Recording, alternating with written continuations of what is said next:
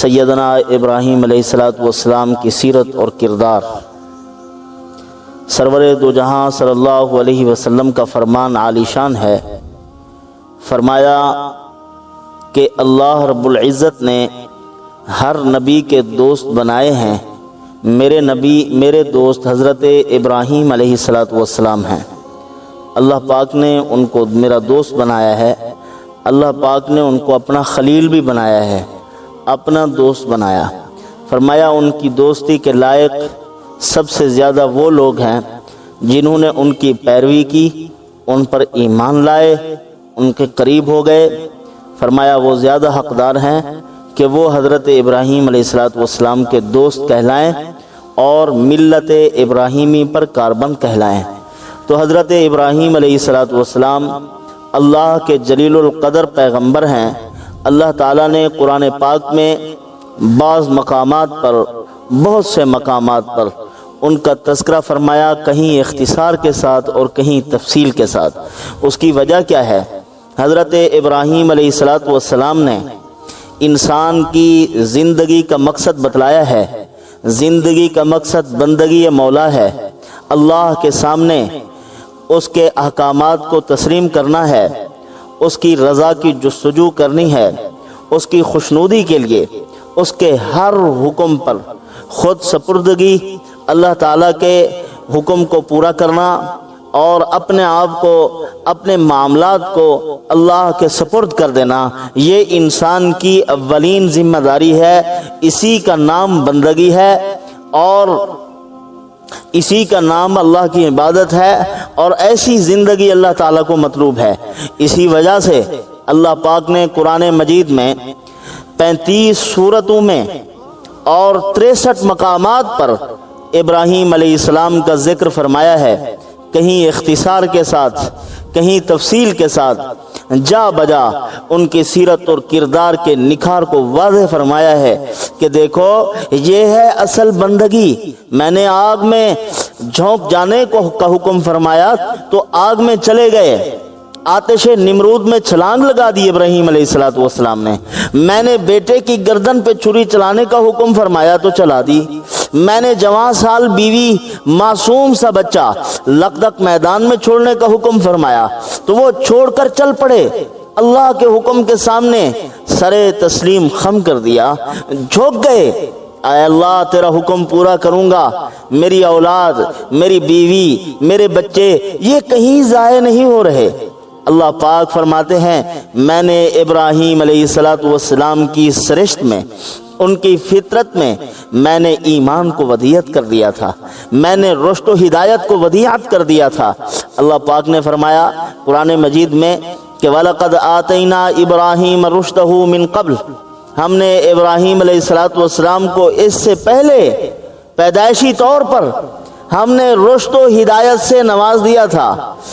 ارے پیارے پیغمبر صلی اللہ علیہ وسلم نے فرمایا ما من مولود الا یولد علی الفطرہ، فرمایا بچہ نہیں پیدا ہوتا مگر فطرت اسلام پر پیدا ہوتا ہے، فطرتاً طبعاً اس میں ایمان ہوتا ہے، ایمان کی جاذبیت اس کے اندر ہوتی ہے، اور پھر اس کے بعد ماحول اور معاشرہ، ماں باپ کا مذہب و مسلک وہ اس کو کہیں سے کہیں پھیر دیتا ہے، کسی کو یہودی بنا دیتے ہیں، کسی کو مجوسی۔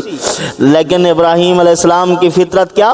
فرمایا کہ ہم نے اپنے پیغمبر کی فطرت میں وہ ایمان ودیعت کر دیا تھا، رشد و ہدایت ودیعت کر دیا تھا۔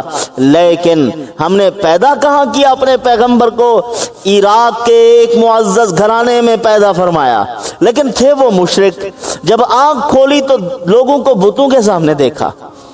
مشرک گھرانے میں پیدا ہوئے، مشرک ماحول میں پیدا ہوئے، باپ مشرک، قوم مشرک، جو باپ مشرک ہے اور جو حکومت ہے وہ حکومت بھی خدا کی باغی اور طاغی ہے، اور وہ حکومت بھی اللہ کے سامنے خود ڈٹے ہوئے ہیں اپنے دعوے پر کہ میں خدا ہوں۔ نمرود کی حکومت میں پیدا ہوئے تھے تو کیا کہا؟ اتتخذ اصناما آلہہ انی اراک و قومک فی ضلال مبین، ابا جان سے کہہ رہے ہیں کیا تو اور تیری قوم ان پتھر کی مورتیوں کو پوج رہے ہو؟ جہاں چاہتے ہو، جب چاہتے ہو، خود گھڑتے ہو، خود بناتے ہو، ان کے سامنے جھک جاتے ہو۔ ہم ایسے خداؤں پر حیران بڑے ہیں جو سنگین مزاج اور دل کے کڑے ہیں، کھڑے ہیں تو کھڑے ہیں، پڑے ہیں تو پڑے ہیں، جو ناپو تو بندے خدا سے بڑے ہیں۔ پتھر کی مورتی کو خدا بنایا، اس کو جیب میں ڈالا ہوا ہے، چھوٹا سا پتھر اس کو رکھا سامنے اور عبادت میں لگ گئے۔ جیسا کہ آج کل آپ سنتے ہیں ایران عراق سے، وہ ایران سے مٹی کو لے آتے ہیں اور اس کا چھوٹا سا وہ بنا دیا، مٹی کا بوتا اس کو سامنے رکھ دیا اور اس پر سجدے کرنے شروع ہو گئے۔ یہ بھی ان کی ایک قسم ہے۔ تو عزیزان گرامی، پاک پیغمبر شعور کی آنکھ جب کھولتا ہے، اللہ پاک فرماتے ہیں ہم نے رشد عطا کیا تھا ابراہیم علیہ السلام کو، دنیاوی امور کی آگہی کے ساتھ ساتھ حق و باطل کی واضح پہچان مرحمت فرمائی تھی۔ اور پاک پیغمبر نے جب شعور کی آنکھ کھولی تو سب سے پہلے اللہ کی الوہیت، اس کی وحدانیت، اس کی پاکی و بزرگی، اس کا کمال، اللہ کا کمال بندوں کے سامنے واضح فرمایا۔ ارے ان کے سامنے جو جھک رہے ہو بے جان و بے حس و بے شعور، ان کے پاس تو کچھ ہے ہی نہیں، اس ذات کے سامنے جھکو۔ ما هذه التماثيل التي انتم لها عاکفون، کیا ہو گیا ہے تم کو؟ کن کی عبادت کر رہے ہو؟ ان پتھر کی مورتیوں کی عبادت کر رہے ہو؟ ان کے سامنے ڈٹ کے بیٹھ گئے ہو کہ یہ ہمیں دیں گے، یہ تمہیں کیا دیں گے؟ سب کچھ دینے والا وہی ہے۔ اللہ کی ذات عالی کی وحدانیت کی دعوت دی۔ اور ابراہیم علیہ السلام کی پوری سیرت کو آپ دیکھیں، قرآن مجید میں میں نے آپ کو بتلایا 35 سورتوں میں 63 مقامات پر اللہ نے ان کا ذکر فرمایا۔